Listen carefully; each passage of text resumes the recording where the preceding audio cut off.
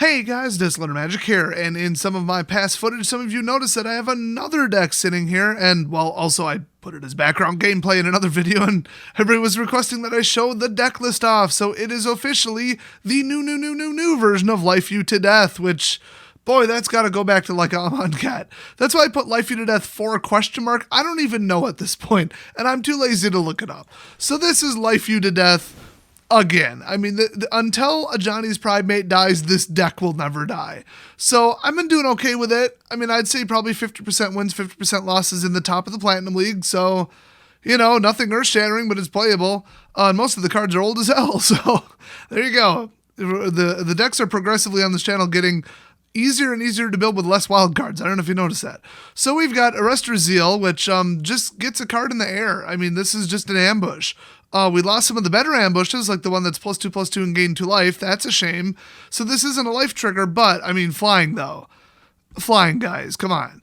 Then we've got Healer's Hawk, flying lifelink. There's only 3, though, because his deck runs a little bit different, a little bit slower, a little bit more conservative. That's right, pro-gun deck, a lot of bush folks in the deck. Anyway, we got Take Heart, which is, of course, you know, you gain 1 life for each attacking creature you control, so that's a nice little +2/+2 ambush. Wish I could run 8 of them, but I can't.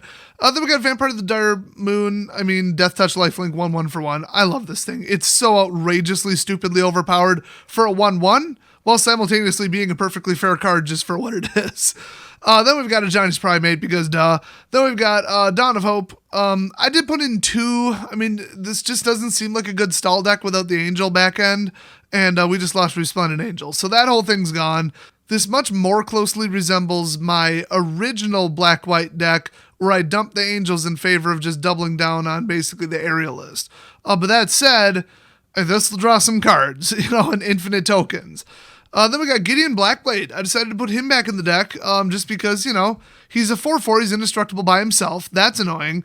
And then you got the Vigilance, Lifelink, or Indestructible options, especially Lifelink. You can give Ajani's Pridemate Lifelink, or if he's big but not big enough, you can give him Indestructible. But I just put 1 in. Very optional. Feel free to just cut him and just put in like another Prison Realm. Speaking of that, Prison Realm. So we're back to the slower, like, okay, I'm not going to blitz him kind of strategy because we lost too many cards in the rotation. We're not going to blitz him. It's just not going to happen. So this time around, I went with just more removal. So we got that in Conclave. So this will exile anything you care about and then scry on. So then we got Bloodthirsty Aerialist. This is flying Ajani's Pridemate. I mean, this thing's crazy. Then Murderous Rider. I mean, 4 of it. Duh. It's lifelink and a 2/3 for 3. And it's basically Vraska's Contempt. It doesn't gain any life, but who cares? We need a Vraska's Contempt in here. Then we got Ajani, Strength of the Pride. I mean, he's just an Ajani's Pridemate generator. Like, literally, the token is Ajani's Pridemate. You can see it right there. And then the life gain's huge, and then he is an asymmetric board wipe. So if you happen to get to 35 life, which is highly, highly unlikely, you can just nuke the board, swing away for the win. So fantastic card, but like I said, I only put in 1 because there only is 1 that fits. Yeah, they're good, but this isn't a well-balanced deck for a long fight. I just put in some options to slow it down a little bit. I realized that some card may come out that might beat this deck, so we've got some removal, but, you know, along with the slowness, I added in the progressive, like, you're going to die Planeswalkers, but only 2 of them. Then we got, you know, Exiler, Convoke Exiler, duh. Then Gideon's Company. I still don't like this card. I mean, by the time that this comes out and you have 4 mana, they probably have a way to get rid of it, which is a big problem. So it's very overcosted. I wish I could just put in another Ajani's Pridemate, but it doesn't exist. I just hate that this costs 4, but you get counters 2 at a time. And then he has that cool Gideon ability, very unlikely to work, but whatever. If you wanted to go just full-blown, all-in, like, speed, let's go, I would just get rid of this and put in 4 Conclaves. But then we have probably the most hilarious, I don't know about best, but the most hilarious to play with addition to this deck, Compliments of Throne of Eldraine, Revenge of Ravens. Oh my gosh.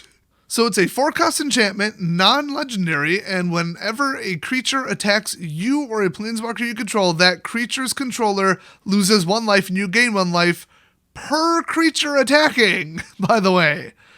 Ooh, so I've had Cavalcade decks just lose to this card. If it wasn't for that stupid dwarf, that would be it. You get 2 of these out, they're done. They literally can't hit you. They cannot deal damage to you. But I did only put in 2 because it costs 4, and it doesn't completely shut down stuff, and it's hilarious against Swarm decks. It's hilarious against, like, Fairy decks, the new, like, Selesnya-ish decks. They're actually not as Selesnya heavy as I thought, but basically Token Dump Flood. They can't do it. They can't swing with a bunch of 1/1s, have me heal for 1, hit themselves for 1, and then they hit me for 1. That's nothing. They literally just hit themselves. So this card is hilarious.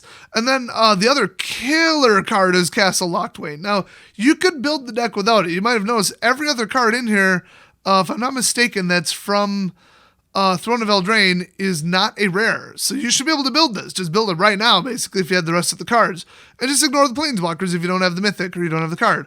But Castle Locthwain, it's nice because you have the life, because, the ability is pay 3, tap it, draw a card, then you lose life equal to the number of cards in your hand. This is probably better than Dawn of Hope, because it's less circumstantial and it's a little bit cheaper. Well, I guess this one's 2, but it's less circumstantial. So this is just such a good card. I mean, it's just so good. You can activate it early or you can activate it late. I mean, it's almost too good in this deck because you have so much life. And then the rest of it is just 4 plains, 3 swamps, Godless, Scoured, and Temple of Silence. So there you go. Scoured goes a long way too, by the way. That gain 1 life. Oh yeah. Watch for the order on that. I did completely cut Charmed Stray because it just wasn't quite as good as anything in here for 1. This is just better and this is just better. And then the only 2 cost was Ajani's Pridemate. So of course I'm not going to cut that in favor of Charmed Stray.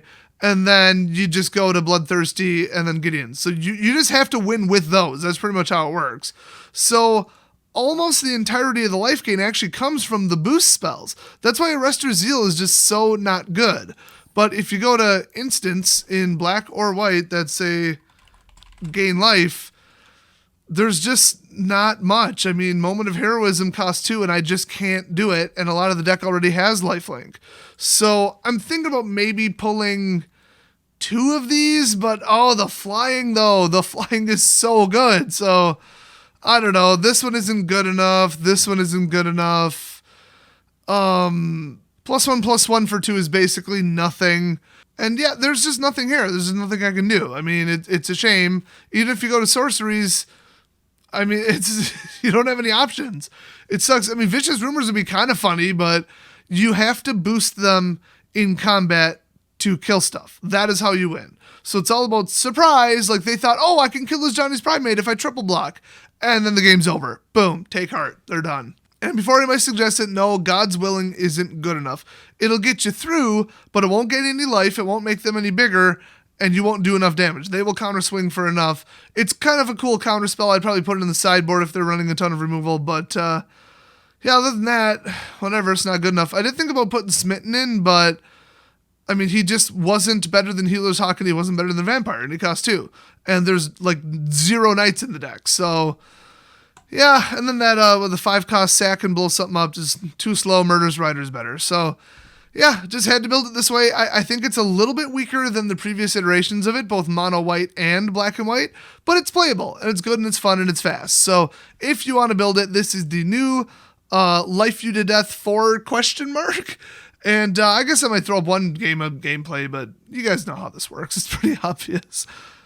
All right, this is the most non-representative gameplay I could possibly come up with, but it's hilarious, so I'm including it, so too bad. Hilarious keep. Look at that. 4 of the wind creatures. 4 of them.